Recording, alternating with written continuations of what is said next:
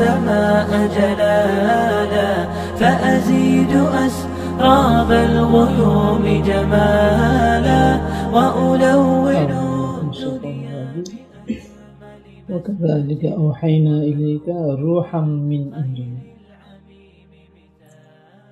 যে আমি আপনার প্রতি আমার আদেশের রূহ প্রেরণ করেছি। রূহ তো আমরা বুঝি স্বাভাবিকভাবে প্রাণ। একটা দেহ, তার মধ্যে যদি প্রাণ থাকে তাহলে এর মূল্য আছে, আর যদি প্রাণ না থাকে তাহলে এই দেহের কোনো মূল্য আছে? একজন জীবন্ত মানুষকে সবাই ভালোবাসে, তার প্রতি সবার প্রয়োজন আছে, কিন্তু একজন মৃত লাশ, এর কি মূল্য আছে? তাকে যদি রেখে দেওয়া হয়, সে কারোর জন্য কোনো উপকারী হবে? আমাদের যে জীবন, এই জীবনের অবস্থাটাও এমন। আমরা দুনিয়ার এই জীবন যাপন করা অবস্থায়, হায়াতে থাকা অবস্থায় কেউ মৃত, কেউ জীবিত। দুনিয়াবী জীবনে সবাই আমরা আছি, কিন্তু এই অবস্থায়ও কারো অবস্থা হলো যে সে জীবিত, আর কারো অবস্থা হলো সে মৃত। মাসালুল হাইয়ি ওয়াল মাইয়িতি, জীবিতকে মৃতকে আমাদের জীবনটা আসলে কি? জীবনের হাকিকত হলো, আমরা দুনিয়ার জীবনের বাস্তবতা হলো যে এটা একটা সময়ের সমষ্টি। কিসের সমষ্টি? সময়ের সমষ্টি। দুনিয়াতে কয় দিন, কয় সেকেন্ড আমি জীবন যাপন করব, এই বিষয়টা নির্দিষ্ট। এটাই হলো আমার দুনিয়ার হায়াত। পূর্বেও যারা ছিল, নির্দিষ্ট সময় পার হওয়ার পরে তারা কি চলে গেছে। এখনো আমরা নির্দিষ্ট সময়, আমাদের জন্য একটা নির্দিষ্ট সময় বরাদ্দ আছে, প্রতিনিয়ত এই সময় আমাদের খরচ হয়ে যাচ্ছে। যেদিন নির্দিষ্ট সময়ের সবটুকু খরচ হয়ে যাবে, আমরাও চলে যাব। তো দুনিয়ার মধ্যে আমার জীবনটা হলো একটা সময়ের সমষ্টি। এই জন্য কবি বলেছেন, হায়াতুকা আনফাসুন তুআদ্দু, তোমার জীবনটা হলো কিছু শ্বাস প্রশ্বাস যেগুলো গুনা যায়। একটা সীমিত সংখ্যক শ্বাস প্রশ্বাসের সমষ্টির নাম হলো তোমার দুনিয়ার জীবন। আমরা জানি না গণনাটা কতটুকু, কিন্তু আসলে এটা কি অগণিত, অসীম, না সীমিত? আজাল, কোরআনে কারীমে আল্লাহ তাআলা বলেছেন যে নির্দিষ্ট সময় যখন কি করবে, আসবে। লা ইস্তাখিরুনা সাআতাও ওয়ালা ইস্তাকদিমুন, এর চেয়ে সামান্য পূর্বেও তার মৃত্যু হবে না ঠিক, কিন্তু এর চেয়ে সামান্য পরেও তার মৃত্যু হওয়ার অবকাশ নেই। নির্দিষ্ট সময় সে চলে যাবে। এই যে সময়ের সমষ্টিটা, এই সময়ের সমষ্টিটাকে, সময়টাকে যে যেই পরিমাণ জীবন্ত রাখতে পারতেছে, সে সেই পরিমাণ মূল্যবান, দামি। আর এই সময়টাকে যে যেই পরিমাণ কি করতেছে, নষ্ট করতেছে, বা এটাকে খারাপ বস্তু দিয়ে পূর্ণ করতেছে, সে সেই পরিমাণ মূল্যহীন এবং ঘৃণিত। আমরা কি করতেছি, যে সময়ের যে একটা ফ্রেম আমাকে দেওয়া হয়েছে, এটাকে আমরা রঙের তুলি দিয়া এর মধ্যে রং লাগাইতেছি, নকশা, এটার মধ্যে আমি কি লাগাইতেছি, এখন রং লাগাইতেছি। কোথাও লাল রং, কোথাও হলুদ রং, কোথাও সবুজ রং, কোথাও নীল রং, আমি রং লাগাইতেছি এই নকশাটার মধ্যে। আমার জীবনের যে নকশাটা আছে, সময়ের, সেকেন্ড বলেন, তারপরে মিনিট বলেন, দিন বলেন, সপ্তাহ বলেন, মাস বলেন, বৎসর বলেন, এটা আমার সময়ের বিভিন্ন নকশা, নকশার বিভিন্ন দাগ, কোনো কোনো বড় দাগ, কোনো কোনোগুলো ছোট ছোট দাগ, ছোট ছোট ভাগ, সবটাই আমার জীবনের অংশ। কোন অংশটাকে আমি লাল করেছি, কোনোটাকে সবুজ করেছি, কোনোটাকে নীল করেছি, কোনোটাকে কালো করেছি। আর এটাই আমার সামনে আবার আসতেছে। আমি যা এখানে করতেছি সেটাই ওয়াজাদু মা আমিলু হাদিরা, যা তারা করেছিল এই সবগুলো উপস্থিত পাবে। বলে দেওয়া হবে যে এটা তুমি যা নিজের হাতে আগে এটাকে এঁকেছে। কদ্দামাত ইয়াদা, তার হাতে কি করেছে, এটাকে পূর্বে পাঠিয়েছে। আমরা এটাকে ওখানে আমাদের জীবনটাকে ওখানে হাসরের মাঠে পাঠিয়ে দিচ্ছি এই অবস্থা দিয়ে। কুল্লু সগীরিন ওয়া কাবীরিন মুস্তাতার, ছোট বড় সবকিছু এই অঙ্কিত হচ্ছে, নকশা হচ্ছে। মা লিহাযাল কিতাব লা ইউগাদিরু সগীরাতান ওয়ালা কাবীরাতান ইল্লা আহসাহা।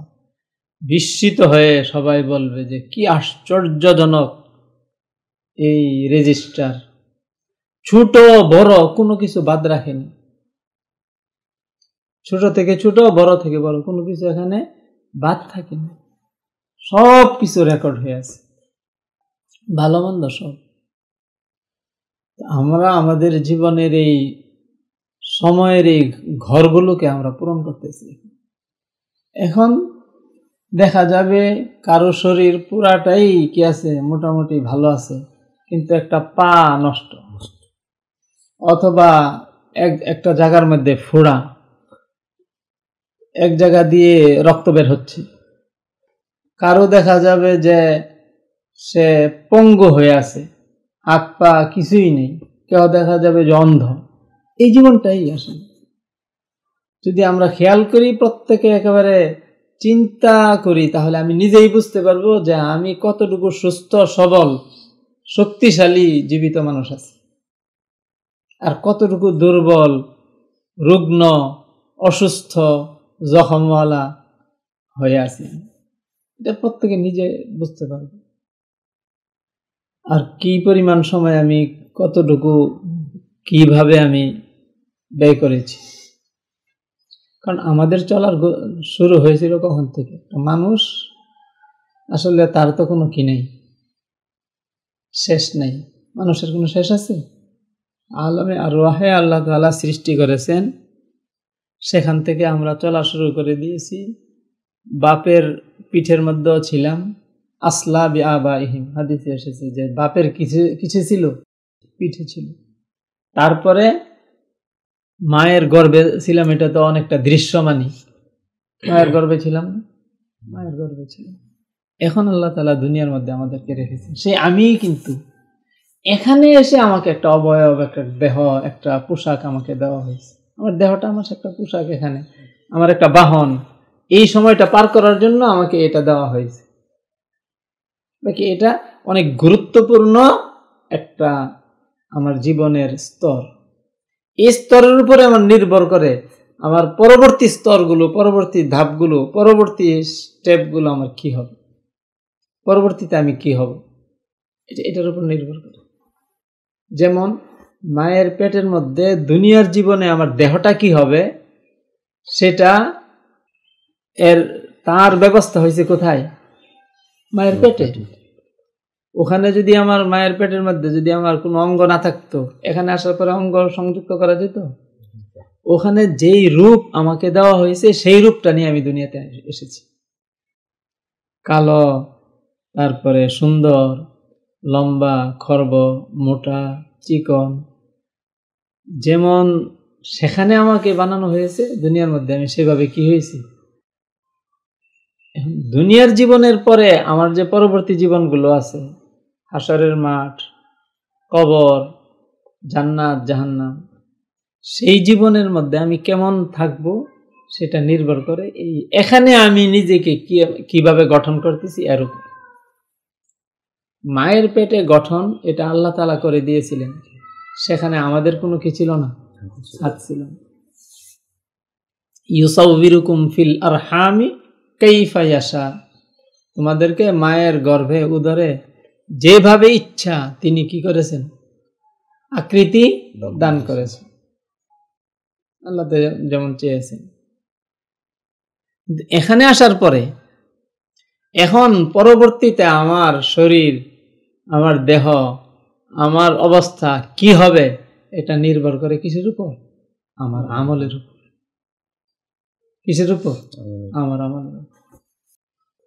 জাযাউ ওয়িফাকা, যেমন আমল করা হবে সেই মুয়াফিক বদলা সে সেখানে পাবে। বদলা শুধু আমাদের সহজে বোঝার জন্য বলা হয়েছে, আসলে বদলা না, বরং যে আমল করা হইতেছে সেই আমলটাই কি করবে? ওয়াজাদু মা আমিলু হাদিরা, যা করেছিল সেগুলোই সে উপস্থিত পাবে। যা করেছিল তা উপস্থিত পাবে বলতে সেটাকে তার আপন রূপে পাবে। এটা সহজে বলি, একটা দিয়াশলার মধ্যে যে শলা থাকে, শলার মাথার মধ্যে কি থাকে? বারুদ থাকে। এই বারুদটা আসলে কি? আগুন। কিন্তু দিয়াশলার মধ্যে ঘর্ষণ মুক্ত অবস্থায় যখন থাকে তখন এটা কি আগুন জ্বলতে থাকে? কোনো কিছু পুড়তে থাকে? যখন এটাকে ঘষা দেওয়া হয় তখন তার থেকে আগুন কি হয়? বের হয়। যেই পরিমাণ বারুদ থাকবে সেই পরিমাণ কি হবে? জ্বলবে। এটাকে আগুন বলা কি ঠিক আছে না ঠিক নেই? বারুদটাকে আগুন বলা কি ঠিক আছে না মিথ্যা? মিথ্যা। দুটো কথাই ঠিক আছে। আপনি বলেছেন যে বারুদকে আগুন বলা এটা ঠিক না, সে বলেছে আগুন বলা ঠিক। দুটো কথাই ঠিক আছে। আমরা স্বাভাবিকভাবে যারা বিড়ি সিগারেট খায়, একজনে আরেকজনকে জিজ্ঞাসা করে তোর কাছে আগুন আছে? ও আগুন বের করে দেয় না পকেট থেকে? দেয় না? ও জিজ্ঞেস করেছে তোর কাছে আগুন আছে কিনা, তো আগুন বের করে দিল। আগুনের ধর্ম কি? পকেট পুরে ফেলে না পুরে ফেলে না? তো পকেট থেকে আগুন বের করে দিল, ওর পকেট পুরে নেই, আগুনে না পুরে ফেলে সব। ওকে জিজ্ঞাসা করলো তোর কাছে আগুন আছে কিনা, সে বলেছে আছে, বের করে দিল, তো পকেট পুরলো না কেন? কথাটা কি মিথ্যা? সে যে জিজ্ঞেস করেছে ভুল জিজ্ঞেস করেছে, সে যে দিয়েছে ভুল দিয়েছে, আগুনই দিয়েছে। ঠিক এই বিষয়টাই আমরা হাসরের মাঠে গিয়ে যা পাবো এখানের বিষয়টাই পাবো। নেক আমল যেটা করেছে সেটাই পাবে, বদামল যেটা করেছে সেটাই পাবে, কিন্তু সেটাকে আপন রূপে পাবে। ওর পকেটে আগুন ছিল কিন্তু আগুনটা আপন রূপে ছিল না। আগুনটা কি ছিল? ঠান্ডা আকারে ছিল। বারুদ, বারুদন মানে কি? ঠান্ডা, এর সাথে মিল আছে বারুদে। আগুনটা ঠান্ডা রূপে ছিল, এটা আপন রূপে, তার প্রকৃত রূপে ছিল না। কি রূপে ছিল? ঠান্ডা রূপে ছিল। আগুনটাকে রূপান্তর করা হয়েছে এখানে, রূপান্তরিত রূপে ছিল, এটা তার আসল রূপে ছিল না। তো দুনিয়ার মধ্যে নেক আমল বা বদ আমল এগুলো তার আসল রূপ প্রকাশ পাবে কখন? মৃত্যুর পর। কারণ দুনিয়াটা কিসের জায়গা? এটা কি প্রকৃত জায়গা না ধোকার জায়গা? এখানে ধোকার জায়গা। এই জন্য নেক আমল আর বদ আমল তার আসল রূপে নাই। কি রূপে নেই? আসল রূপে নেই। আসল রূপ প্রকাশ পাবে যখন ধোকার জায়গা কি হয়ে যাবে? ধোকার জায়গার মধ্যে তো সবগুলির মধ্যে একটা ধোকা থাকবে। নেক আমলের মধ্যে একটা ধোকা আছে, বদ আমলের মধ্যে একটা কি ধোকা আছে। নেক আমলের মধ্যে ধোকা কি? এটার আসল যে এটা কি পরিমাণ নিয়ামত এটা বোঝা যায় না এখানে। যেটা কত বড় নিয়ামত এটা বোঝা যায় না, ধোকা খাওয়া যাচ্ছে হাজারো। আর বদ আমলটা যে কত বড় কষ্টের, কত বড় জঘন্য, কত মারাত্মক এটাও স্বাভাবিকভাবে বোঝা যায়। বোঝা যায়? এটা ধোকা, দুটোটাই ধোকা। নেক আমলও ধোকার সুরতে আছে, বদ আমলও কিসের সুরতে আছে? কারণ এই জায়গাটাই কিসের জায়গা? ধোকার জায়গা। প্রকৃত কোনো বিষয় প্রকাশের জায়গাই না। এটা স্পষ্ট আল্লাহ তাআলা কোরআনে কারিমে বলছেন দুনিয়াটা কিসের জায়গা? ধোকার সামান। সব সামানগুলো ধোকার। নেক আমলের সামানগুলো এটা আসলে কি পরিমাণ মূল্যবান কেউ বোঝে না, আর বদ আমলগুলো কি পরিমাণ কষ্টের এটা কেউ কি করে না, বোঝে না। ধোকা হলো না? এটা সবগুলি ধোকা। প্রকৃত রূপ প্রকাশ পাবে কখন? যখন প্রকৃত জীবন আসবে। কোন জীবনটা? প্রকৃত জীবন। ওমা হাদিল হায়াতুদ দুনিয়া ইল্লা মাতাউল গুরুর। এই দুনিয়ার জীবনটা হলো ধোকার সামগ্রী, সামান। ওয়া ইন্নাদ দারাল আখিরাতা লাহিয়াল হায়াওয়ান। আর আখিরাতের যে আবাস, সেখানের যে বাড়ি, সেটাই হলো প্রকৃত জীবন। লাহিয়াল হায়াওয়ান, প্রকৃত জীবন কোনটা? সেটা, এটা প্রকৃত জীবন। তো প্রকৃত জীবনে যাওয়ার পরে প্রত্যেকটা বস্তুর প্রকৃত অবস্থা কিভাবে প্রকাশ পাবে? তখন নামাজ তার আপন রূপে প্রকাশ পাবে, সিয়াম তার আপন রূপে প্রকাশ পাবে, হজ তার আপন রূপে প্রকাশ পাবে, কুরবানি তার আপন রূপে প্রকাশ পাবে। শুধু এক দুইটার রূপটা বলে দেয়, আপন রূপটা কি হবে। হাদিসে এসেছে, রাসূল সাল্লাল্লাহু আলাইহি ওয়াসাল্লাম বলেছেন, কেউ যদি মৃত্যুবরণ করে এমত অবস্থায় যে তার শরীরের মধ্যে আল্লাহর পথের আঘাতের কোনো চিহ্ন নাই, সারা জীবনও আল্লাহর পথের কোনো আঘাত তার শরীরে কি করে নাই, লাগে না, তাহলে সে হাসরের মাঠে উঠবে ওয়াবিহি সুলমা, তার শরীরের মধ্যে কোনো না কোনো খুঁত থাকবে, সে নিখুঁত মানুষ হিসাবে হাসরের মাঠে উঠবে না। জান্নাত জাহান্নাম পরে হাসরের মাঠে সে কি নিয়ে উঠবে? খুঁত নিয়ে উঠবে। খুঁত কি? সাধারণত দুনিয়ার মধ্যে স্বাভাবিক সন্তানগুলো তো জন্মে ভালোই, কিন্তু কিছুগুলো আছে ঠোঁটকাটা ওঠে, কিছুগুলো আছে কি অন্ধ, জন্মেই কি অন্ধ, কোনগুলো আছে যে জন্মের সময় পা নাই, এগুলোকে বলা হয় কি খুঁত। সবাই চায় যে সুস্থ সবল একটা সন্তান জন্ম হয়, কিন্তু অনেক সন্তানগুলো এইভাবে জন্ম হয় খুঁত নিয়ে। তো যাদের দুনিয়ার মধ্যে থাকা অবস্থায় আল্লাহর দ্বীনের পথের কোনো আঘাত তার শরীরে কি করে নাই, লাগে নাই, তারা হাসরের মাঠে উঠবে কি নিয়ে? খুঁত নিয়ে। এবার বোঝাটা বেশি সহজ হয় না, আরেকটু স্পষ্ট করছি। এখন যদি আল্লাহর পথের কোনো আঘাত লাগে কারো, দুনিয়ার মধ্যে তার নাক কেটে গিয়েছিল আল্লাহর পথে, নাকটা দেখতে একটু কাটা, নাক দেখতে একটু খারাপ দেখা গেছে না, অথবা কান কেটে গিয়েছিল, অথবা তার চোখে আঘাত লেগেছিল, চেহারায় আঘাত লেগেছিল, যে কোনো আঘাত লেগেছিল, সে হাদিসে রাসূল সাল্লাল্লাহু আলাইহি ওয়াসাল্লাম বলেন যে এই যে আঘাতটুকু সে পেয়েছিল হাসরের মাঠে, এটা তার জন্য সবচেয়ে বেশি সৌন্দর্যের বিষয় হবে। কেমন? দুনিয়ার মধ্যে দেখেন যারা সুন্দর মানুষ, মানুষ তাদেরকে পছন্দ করে বা ভালোবাসে, বা সবাই তাকে দেখতে মনে চায়। কারো হয়তো দেখা যায় যে চোখ খুব সুন্দর, এই কারণে পুরা লোকটাই সবার কাছে কি প্রিয়, আকর্ষণীয়, চোখ খুব সুন্দর তার। অথবা কারো চোখ এত সুন্দর না, স্বাভাবিক নরমাল, কিন্তু দাঁত খুব সুন্দর, দাঁত সৌন্দর্যের কারণে সে সবার কি হয়ে যায়, প্রিয় হয়ে যায়। অথবা দাঁত চোখ তার স্বাভাবিক নরমাল, কিন্তু নাক অনেক সুন্দর তার। অথবা কারো দেখা যায় যে ঠোঁট খুব সুন্দর, অন্য সবগুলো নরমাল, ঠোঁট খুব সুন্দর, এর কারণে একেবারে সবার কাছে একেবারে সে নামে উঠে গেছে, হয় না এমন? এক একটা অঙ্গের কারণে সে, মানে সবগুলো অঙ্গ নরমাল থাকলেও এক একটা অঙ্গের কারণে সে সবার কাছে কি হয়ে যায়, দামি হয়ে যায়, প্রিয় হয়ে যায়, আগ্রহের বস্তু হয়ে যায়, এমন হয় না? শরীরের যে অঙ্গ তার দুনিয়ার মধ্যে আল্লাহর পথে আঘাতপ্রাপ্ত হবে, সেই অঙ্গের বিশেষ সেই সৌন্দর্য নিয়ে হাসরের মাঠে সে উঠবে, এর কারণে পুরা লোকটা সৌন্দর্য, মানে সুন্দর হয়ে যাবে। অনেক সময় ছেলেদের জন্য বউ দেখতে যায়, সবগুলোই কি ভালো পায় না, এক দুইটা ভালো পাইলে, আর যদি বলে যে নাকটা তেমন, তখন বাকিগুলো নর্মাল হলেও চলে, এখন তাকে দাম দিয়ে কি করে নিয়ে নেওয়া। হাসরের মাঠে যতগুলো আঘাত হবে, সবগুলো আঘাত এক একটা তার জন্য সৌন্দর্যের কি হবে, কারণ হবে।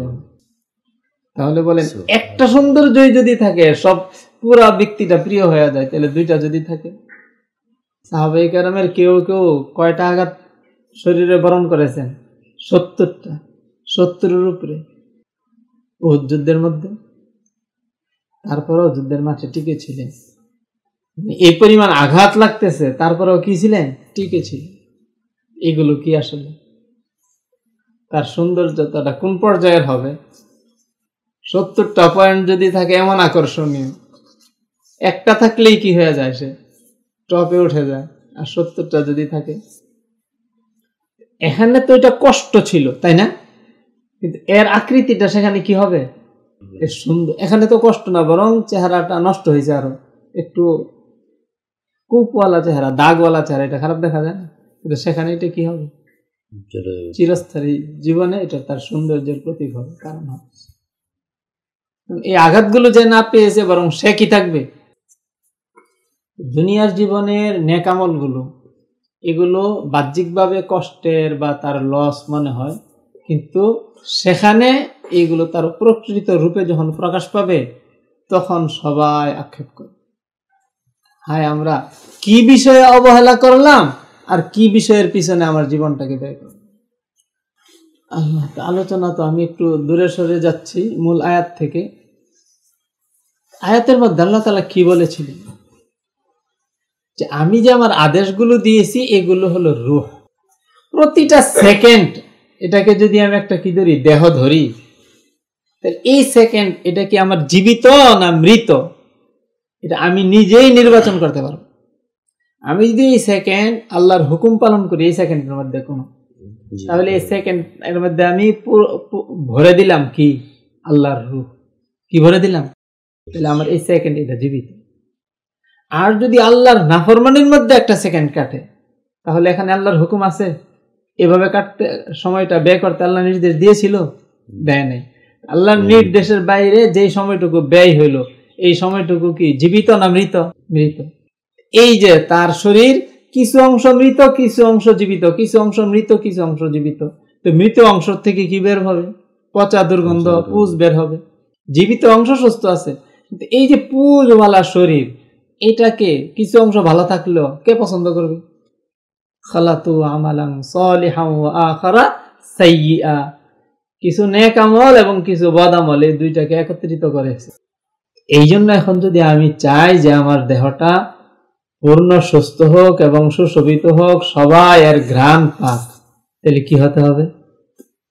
পুরা সময়টুকু আল্লাহর নাফরমানি থেকে মুক্ত হয়ে আল্লাহর হুকুমের উপর আমাকে নিজেকে ধরে রাখতে হবে।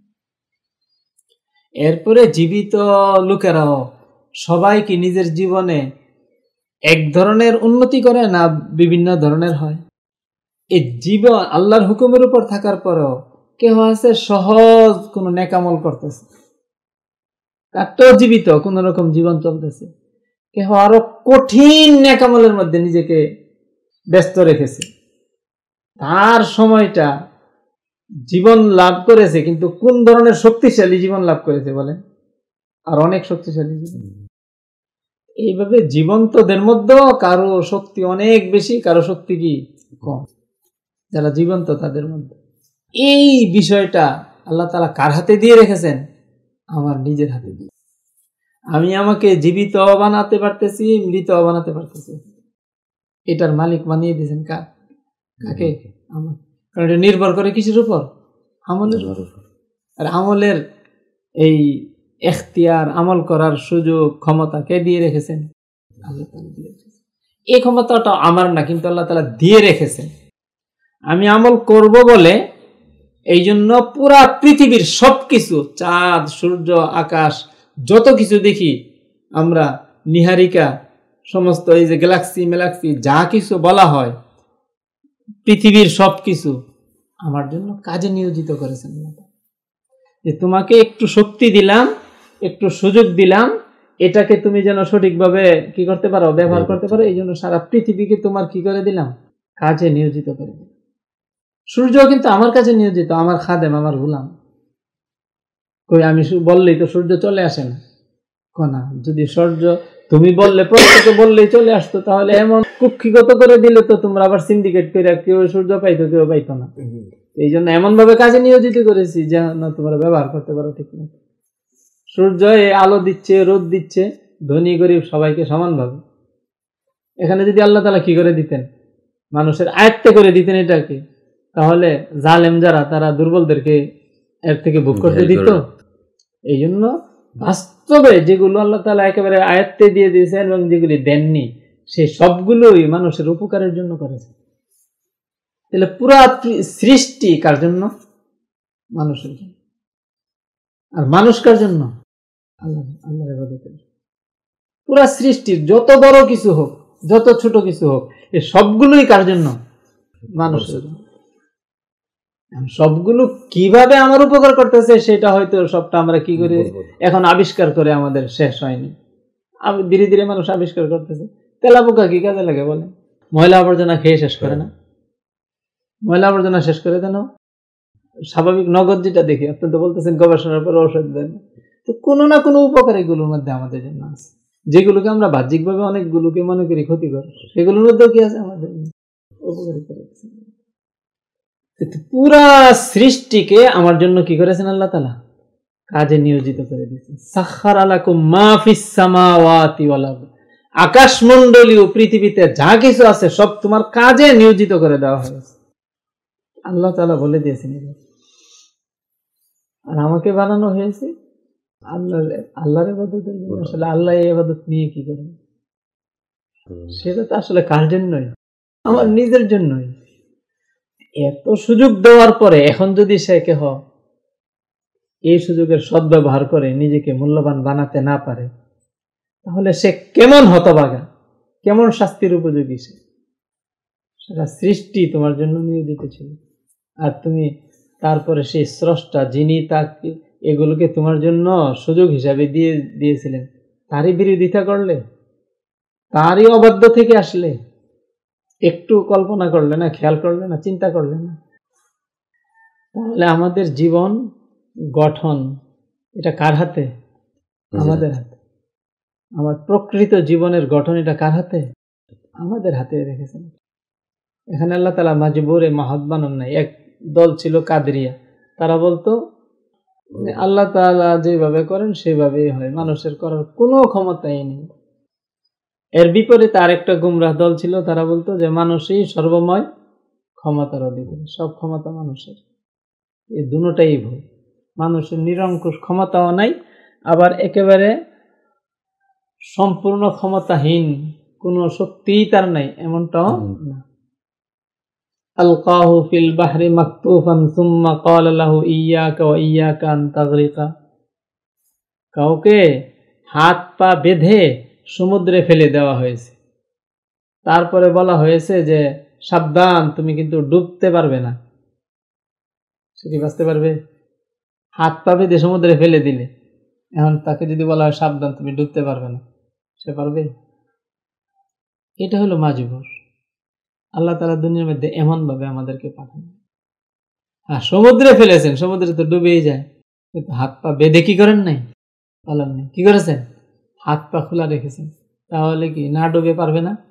মানুষের স্বাভাবিক শরীরটা তো ডুবে যাওয়ার মতোই, কিন্তু হাত পা নাড়িয়ে বুদ্ধি করে সে ভেসে থাকতে পারবে না, সামনে যেতে পারবে না। যারা কোনো দাওয়াত পায় নাই, কোনো নবীর দাওয়াত পায় নাই, কোনোভাবেই পায় নাই, তাদের ব্যাপারে হইল যে হাসরের মাঠে তাদের শুধু তাওহীদের প্রশ্ন হবে, যে আল্লাহকে এক মেনেছিল কিনা। কারণ সৃষ্টি তো সে ভোগ করেছে, সৃষ্টি তো তারা নিজেরাও দেখেছে যে তারা কিছু কাজ করার পরে কোনো একটা কিছু হয়। তারা রান্না করে খাবার খায় নাই, বা শিকার করে খাবার সংগ্রহ করে নাই, কিছু একটা করলে কিছু হয়, এই নিয়ম রেখেছেন না? তাহলে এই পুরা সৃষ্টি জগৎ এমনি এমনি তো আর হয়নি। স্রষ্টাকে চেনা তাদের জন্য কি অপরিহার্য ছিল। যদি এতটুকু ফিকির, এতটুকু চিন্তা না করে থাকে যে কে আমাদেরকে সৃষ্টি করে দিলেন, কে এগুলো সৃষ্টি করে দিলেন, তিনি কে, এই প্রশ্নের যদি সমাধান না নিয়ে গিয়ে থাকে, তাহলে তারা ধরা খেয়ে যাবে। আর এটার যদি সমাধান নিয়ে না, হ্যাঁ একজন স্রষ্টা আছেন, এতটুকু বিশ্বাস নিয়ে যদি মারা যায়, হ্যাঁ শরীয়তের বিধিবিধান জানতে পারে নাই যেহেতু তাদের কাছে এইভাবে পৌঁছেন, তাহলে তারা নাজাত পাবে। আর নতুবা ওই বেফিকির যদি থেকে মরে যায়, যে চিন্তাই করলো না যে কে আমাকে খাওয়াচ্ছে, কে আমাকে পালন করতেছে, কে সৃষ্টি করলো, এগুলো কিভাবে হচ্ছে, তাহলে সে জাহান্নামে যাবে। একজন সন্তান, মা বাপের তার প্রতি অনেক অনুগ্রহ আছে, এখন এই সন্তান মা বাপের এই অনুগ্রহ কোনোটাই স্বীকার করলো না, সে নিজের মন মতো চললো, তাহলে দুনিয়ার স্বাভাবিক সামাজিকতাও কি তাকে কেউ ভালো বলবে? অবাধ্য সন্তান বলবে না, খারাপ বলবে। ঠিক এমনি ভাবে মা বাপ তো তাকে জন্ম দিয়েছে, লালন পালন করেছে, কিন্তু আল্লাহ তাআলা সবকিছু সৃষ্টি করেছেন, তো এতটুকু তার চিন্তা করা দরকার ছিল না? কে এগুলো দিলেন আমাকে, তাকে আমি মানি। এরা তো স্বাভাবিক সমাজে বসবাস করতেছে, এরা আমাদের মতোই মানুষ, এবং এদের উপরে শরীয়তের সব বিধিবিধান কি প্রযোজ্য, এগুলো পালন করতে তারা বাধ্য। যদি পালন না করে, উল্টাপাল্টা করে, এর জন্য তাদের শাস্তি ভোগ করে। ওরা তো একটা কিছু, কিন্তু পুরো চূড়ান্ত বিষয়টা আমরা হয়তো কি করি না, উপর ইয়া করতে পারতেছি না, হয়তো তার মধ্যে নারীত্বের দিকটা প্রবল অথবা কিসের দিকটা প্রবল, পুরুষের দিকটা প্রবল। এমনি আমরাও যারা আছি স্বাভাবিক, যারা আমরা নারী পুরুষ হিসাবে একেবারে সমাজের মধ্যে বসবাস করতেছি, এদেরও কারোর মধ্যে দেখা যাবে যে তার কিছু পার্সেন্ট কি আছে, 100%-এর মধ্যে 10% হচ্ছে নারীত্ব আর 90% হচ্ছে পুরুষত্ব। কারো হইলো 85% পুরুষত্ব, 15% নারীত্ব। এইভাবে আমাদের মধ্যেও কিন্তু নারী সুলভ কিছু বিষয় আমাদের মধ্যে আছে, আবার পুরুষ সুলভ, আবার অনেক নারীর মধ্যেও কি আছে, দেখা যায় নারীর গুণাগুণ হয়েছে 90%, 10 ভাগ হইলো তার মধ্যে পুরুষের। এই মানে গোলামেলা কিছু অংশ প্রত্যেকের ইয়ার মধ্যে আছে। এর বিধান হলো যে যদি ওই ভাগে হয়ে যায়, এরপরে খুনসাই মুশকিল, যেটা স্বাভাবিকভাবে বুঝাই যায় না যে এটা আসলে, যে এটা কি আসলে পুরুষ না নারী, একেবারে মাঝামাঝি।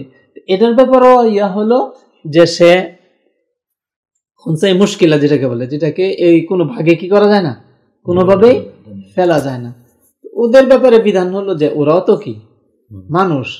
ওই পুরুষ এবং কোরআনে কারিমে সাধারণভাবে যতগুলো নির্দেশ দেওয়া হয়েছে, কাদেরকে দেওয়া হয়েছে এই নাজবিল্লাহ। আবার আরবিতে কিন্তু পুরুষ স্ত্রীলিঙ্গ এবং পুরুষ লিঙ্গের জন্য শব্দের ব্যবধান আছে, বাংলাতে ওই ব্যবধানটা অনেক ক্ষেত্রে নাই। যেমন তুমি করো, এই কথাটা বাংলাতে পুরুষকে বললো তুমি করো বলবে, মহিলাকেও বললে কি তুমি করো বলবে, কিন্তু আরবিতে পুরুষের জন্য বলা হবে ইফআল, মহিলাদের জন্য বলা হবে ইফআলি, শব্দ একটা হবে না। কোরআনে কারিমে সবগুলো বিধানই, হজ, রোজা, যাকাত, সবগুলো বিধান পুরুষকে দেওয়া হয়েছে, নারীকে দেওয়া হয়নি একটা হোক, সেটাই বলতেছে। সবগুলো বিধান পুরুষকে দেওয়া হয়েছে, নারীকে দেওয়া হয় নাই। কিন্তু ওই তারপরও শরীয়ত হলো এটা ইসলাম এর শিক্ষা, রাসূল সাল্লাল্লাহু আলাইহি ওয়াসাল্লাম বলেছেন, এবং এটা স্বাভাবিকভাবেই প্রয়োগ হয়েছে সমস্ত নারীদের উপর সমানভাবে। নারীদের শব্দ ব্যবহার করা নাই, কিন্তু নারীদের জন্য এই হুকুমটা কি প্রযোজ্য।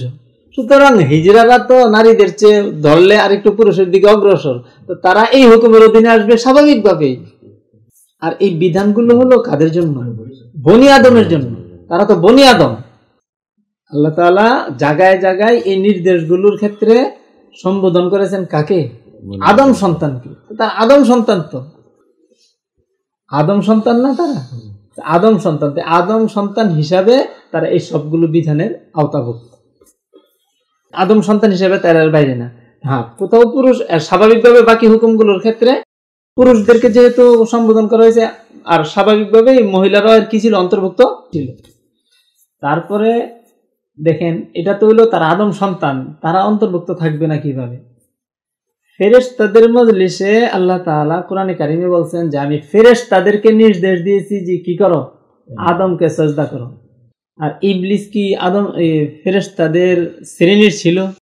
তারপরেও ওই নির্দেশের সে কি ছিল? আওতাভুক্ত ছিল। ওয়াইদ কুলনা লিল মালাইকাতি ইসজুদু লিআদামা, আমি ফেরেশতাদেরকে বলেছি যে আদমকে সাজদা করো। ফাসাজাদু, সবাই সাজদা করেছে, ইল্লা ইবলিস, ইবলিস সাজদা করে নাই। তাহলে স্বাভাবিক একটা প্রশ্ন হতে পারে, ইবলিস সাজদা করলে না করলে কি হয়েছে? সে তো ফেরেশতাদের অন্তর্ভুক্ত ছিল না। আপনি নিজেই তো বললেন যে আমি ফেরেশতাদেরকে বলেছি আদমকে সাজদা করো, তো সব ফেরেশতারা সাজদা করেছে, ইবলিস করে নাই, না করে সে অপরাধী হয়ে গেল। না করে অপরাধী হলো কে? তো ফেরেশতাই না। না, যেই মাজলিসে আল্লাহ তাআলা ফেরেশতাদেরকে নির্দেশ দিয়েছেন যে আদমকে সাজদা করো, ওই মাজলিসে কে ছিল? ইবলিস ছিল। ফেরেশতারাই যখন সাজদা করার আদেশে আদিষ্ট, তো যে তাদের সাথে ছিল সেও কি ওই আদেশে আদিষ্ট? সে সাজদা না করার কারণে সে অবাধ্য গণ্য হয়েছে। এবার বলেন, যেখানে ফেরেশতাদের শ্রেণীর না হয়েও ওখানে থাকার কারণে, মুখাতাব হওয়ার কারণে সে কি হুকুম মানতে বাধ্য ছিল, না মানার কারণে সে অবাধ্য হিসাবে কি হয়েছে? পরিগণিত হয়েছে। সেখানে তারা আদম সন্তানের অন্তর্ভুক্ত নয়, শুধু পুরুষ আর নারীর এই শ্রেণীবদ্ধ না হওয়ার কারণে তারা কি আল্লাহ তাআলা আদম সন্তানের জন্য যে নির্দেশগুলো দিয়েছেন এর বাইরে তারা চলে যাবে না। এরপরে কোরআনে কারিমে নামাজের কথা যে জায়গায় জায়গায় বলেছে, এটা পুরুষকে বলেছে না নারীকে? পুরুষকে বলেছে। সব বিধানের কথা কাকে বলেছেন? পুরুষকে বলেছেন। এই পর্যন্ত কোন মুহাদ্দিস, কোন মুফাসসির, সাহাবায়ে কেরাম এবং স্বয়ং রাসূল সাল্লাল্লাহু আলাইহি ওয়াসাল্লামও এই পুরুষের এই আদেশ থেকে এটা বুঝান নাই বা বুঝেন নাই যে এটা কার জন্য, শুধু পুরুষের জন্য, মহিলার অন্তর্ভুক্ত নাই। সব আদেশের ক্ষেত্রে এই মহিলা কিসের অন্তর্ভুক্ত? এই নির্দেশগুলোর অন্তর্ভুক্ত। এবং এই নিষেধগুলো তাদের জন্য নিষেধ। এটা বলার অবকাশ নাই মহিলাদের জন্য যে কি আমাদের প্রতি আসে নাই, যেহেতু আমাদের শব্দটা ব্যবহার করা হয়। তো এটা এক মহিলা করেছিল, সাজাহ, এক মহিলা ছিল, নবী নাম। তো তারে বলা হয়েছে যে তুমি নিজেকে নবী দাবি করতেছ, অথচ রাসূল সাল্লাল্লাহু আলাইহি ওয়াসাল্লাম বলে গিয়েছেন লা নাবিয়্যা বাদি, আমার পরে কোনো নবী হবে না। নাবিয়্যুন আর কি, আরবিতে তো পুরুষবাচক আর স্ত্রীবাচক শব্দ ভিন্ন হয়। তখন ওই মহিলা বলেছে, রাসূল সাল্লাল্লাহু আলাইহি ওয়াসাল্লাম কি এটা বলেছেন লা নাবিয়্যাতা বাদি, আমার কোনো পরে কোনো নারী মহিলা নবী হবে না, পুরুষ নবী হবে না, এটা বলেছেন। নবিয়্যুন মানে পুরুষ নবী, এটা বলেছেন। এটা তো বলেন নাই লা নাবিয়্যাতা বাদি, আমার পরে কোনো নবিয়্যা হবে না, এটা তো বলেন নাই আমি নবী হবে। যুক্তি এটা, নবিয়্যা পুরুষরে না বলার কারণে মহিলা অটোমেটিক কি হয়ে গেছে, মহিলাদেরকে যেহেতু আল্লাহ তাআলা স্বাভাবিকভাবে ঘরে থাকার এবং গোপনীয় থাকার ব্যবস্থা রেখেছেন শরীয়তে, এই জন্য আদেশগুলো দেওয়ার ক্ষেত্রেও তাদেরকে কি করে নাই, সরাসরি সম্বোধন করে, ওখানে উজ্জ্বল রেখেছে, তাদেরকে গোপনে রেখে। আওরাতুন অর্থই হলো কি, পর্দার আড়ালে থাকে, সে ভাসমান থাকে না। হুকুমগুলো দেওয়ার ক্ষেত্রেও তাকে ভাসমান রাখে না। ভাসমান রাখছে কাকে, সামনে রাখছে কাকে, পুরুষকে। নির্দেশ তার প্রতিও, তোমার চেয়ে শক্তিশালী যায়, তোমার চেয়ে উন্নত যায়, তার প্রতি যখন এই নির্দেশ, তোমার প্রতি নির্দেশ আছেই। ফেরেশতারা আদমকে সেজদা করবে কিসের জন্য, সম্মানের জন্য না? যে ফেরেশতারা সম্মানিত হয়েও যদি তাকে সম্মান দেখাইতে হয় দাঁড়ায়া, আর তুমি তাদের চেয়ে আরো নিম্ন শ্রেণীর হয়ে এখন তুমি সম্মান দেখাবে না? একজন বড় ব্যক্তি আসার পরে সবাই আমরা দাঁড়ায় কি সবাই দাঁড়ায় শ্রদ্ধা জানাইলো, তাকে সম্মান জানাইলো, অভ্যর্থনা করলো। এখন সাধারণ একজন বসে রইল, কর্মচারী সে বসে রইল, তার সম্মানে দাঁড়ায় নাই, বেয়াদবি হয়নি আরো? তার তো আরো আগে দাঁড়ানো দরকার ছিল। পুরুষে যখন নির্দেশ দেওয়া হয়েছে মহিলারা অন্তর্ভুক্ত স্বাভাবিকভাবে, তো হিজড়ারা তো আরো স্বাভাবিকভাবে কি হয়ে যাবে, অন্তর্ভুক্ত হয়ে যাবে।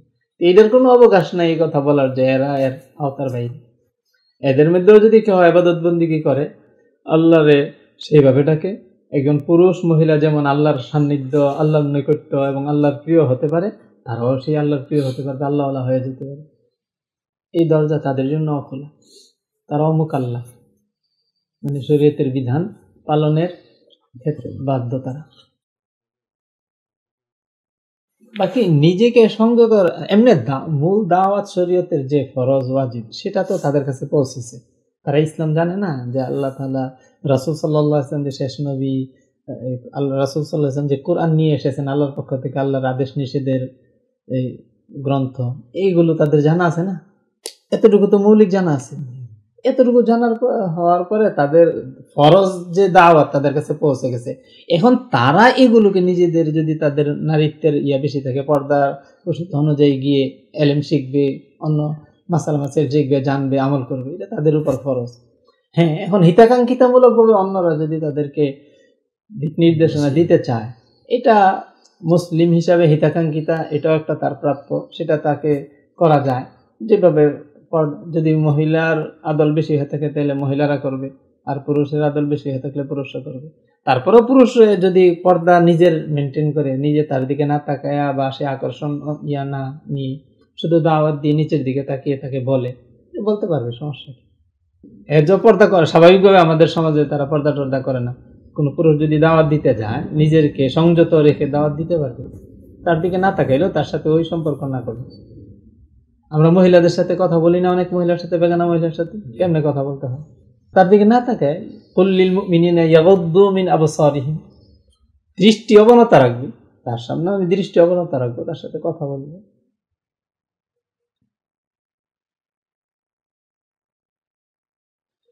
যারা না এখন এই যেটাকে আমরা সভ্য সমাজ বলি, যেখানে দুনিয়ার বিভিন্ন বিষয় এবং দিনের সব বিষয়গুলি ব্যাপক সরাসরি আছে, যে কোনো বিষয়ের সাথে ইনভলভ হতে পারে, এই ক্ষেত্রে সবার জন্যই হুকুমগুলো প্রযোজ্য, যে যতটুকু ত্রুটি করবে সেটার কারণে আল্লাহর কাছে কি করতে হবে, ধরা খেতে হবে। এমন না যে একটা আমি ইয়াতে নষ্ট ফ্যামিলিতে জন্ম হয়েছি এই কারণে আমি নষ্ট হয়ে যাওয়াটা এটা আমার জন্য দূষণীয়, বিষয়টা এমন না। কারণ হাজারো মানে এই স্বাভাবিক সভ্য সমাজে হাজারো লোকজনকে আমি দেখেছি যে এই ধরনের না ভিন্ন ধরনের, নজরে পড়তেছে না। এবং অনেক মৌলিক বিষয় আছে যে আমাদেরও জানা আছে যে এগুলো ভালো জিনিস, এগুলো খারাপ জিনিস। এগুলো সে ওই যে ইবনে রজব হাম্বলি রাহিমাহুল্লাহ বলেছেন যে অধিকাংশ মানুষ জাহান্নামে যাবে তাদের গাফলতের কারণে, মানে উদাসীনতার কারণে। সে গুরুত্ব দেয় না এই বিষয়গুলোকে, নিজের দুনিয়ার খেয়াল খুশি অনুযায়ী চলতে পারছে, সে এর পিছনেই ছুটে রয়েছে, এর পিছনে চলেছে, চিন্তা ভাবনা করেনি কোনো। আর এটা তো জানাই আছে যে আল্লাহ তাআলা আমাদের সৃষ্টি করেছেন, আল্লাহ কিছু বিধিবিধান দিয়েছেন, আমি মানতেছি না, সে মানতেছেন এটা তার নিজের ত্রুটি, দোষ, ভুল, এটাকে তাকে ওজর হিসাবে, মানে ওজর দেখালে তো ইবলিসও যুক্তি দেখিয়েছিল, অজুহাত দেখিয়েছিল, এই অজুহাত টিকবে না সেখানে। কত মানুষ এই খারাপ পরিবেশ থেকে ভালো হচ্ছে না, আর ইচ্ছা করলে সে পারত নিজে। হাদিসে বলা হয়েছে যে আবাওয়াহু ইউহাউইদানিহি আও ইউনাসসিরানিহি, এই যে প্রত্যেকেই জন্মগ্রহণ করে কিসের উপর, ফিতরতের উপর, মানে তার অন্তরটা পরিষ্কার থাকে, আল্লাহর তাওহীদ কবুল করার জন্য এটা উপযুক্ত থাকে, তার মধ্যে তাওহীদের বীজ বপন করে দিলে সে মুওয়াহহিদ হিসেবে গড়ে উঠত। কিন্তু মা বাপ তার পরিবেশ তাকে ইহুদি বানায়, খ্রিস্টান বানায়। মা বাপ পরিবেশে ইহুদি এবং খ্রিস্টানের বীজ বপন করে ইহুদি খ্রিস্টান বানানোর কারণে সে ইহুদি হয়ে যখন মারা যাবে, এই কারণে দোষটা কি শুধু মা বাপের হবে না, সেও শাস্তি ভোগ করবে, সে নিজেও শাস্তি ভোগ করবে। সুতরাং এই পরিবেশের দোহাই দিয়া কেহ বেঁচে যেতে পারবে না। আল্লাহ সুবহানাল্লাহ।